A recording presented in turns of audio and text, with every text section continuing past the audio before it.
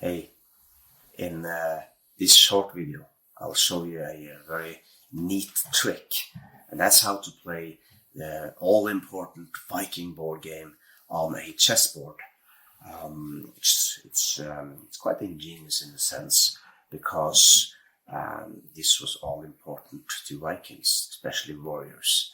And the reason why I say all important is because everyone needed to play this game in order to learn how to behave in battle. They used to play this all the time. They had spikes on their pieces so they could play when they were on their ships rolling back and forth on travels. Kids used to play this to learn how to behave in battle. It's a very strategic board game. And it's quite useful also if you're in a group and you're attacked by a larger force, how to survive, basically.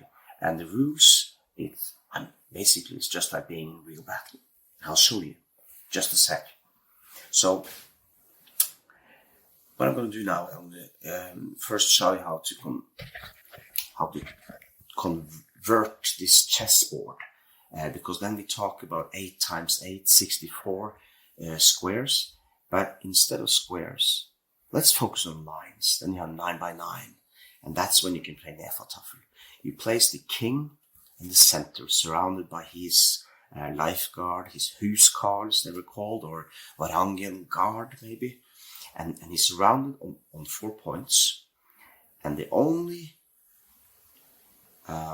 way to win is to get the queen. Sorry, did I say queen? Well, maybe the queen, but the king to safety. You can only move like the rook, so only in straight lines, and to get to one of the corners. This corner or one of the other 3 corners. If you can do that, then you have won the game. And you can read the rules on the internet if you're not sure about it.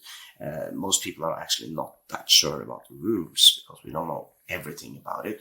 But what we do know is that 1-on-1 like this with the rook and the pawn, it's not good enough. You got to surround the person, just like in real battle.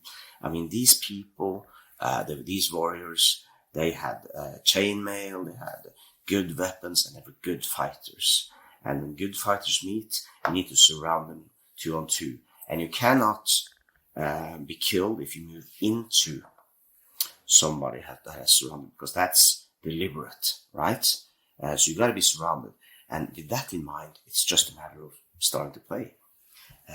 It's really cool to play. Like you see here, I got the pawns on the side there, the rooks against the rooks, and the bishops against the bishops, the knights against the knights, and the king and queen here, and they're all aiming for this piece, you know. So once you start to play here, then you got to think that he's about to be surrounded, so you got to protect this guy, right? So you can move this guy over here, and he can't be beaten. And if you try to move one of these guys here, so you can set up and kill him, you can just easily kill this person, right? And that's the way you can move back and forth. And this is actually just like in real battle, and that's why it was so popular, even centuries before the Viking Age. And that's kind of cool. So in order to play this game, I mean, there's a reason why chess took over, obviously, but I find this very intriguing, especially to learn some of that Viking mentality that you gotta have in order to know how to hold the line. The Vikings were fierce warriors, all right, but they were actually really, really well organized, and they knew how to hold the line.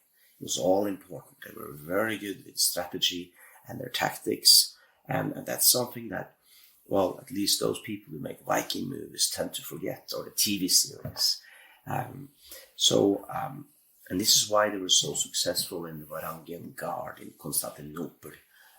6,000 Vikings were there stationed, right? So that's basically it. You know, it's just a small, neat trick. Instead of playing that chess game all the time, why don't you try a game of Hnefatafl? The King's Table, it's called, after this king, and you need to get him to one of corners of the board. Good luck.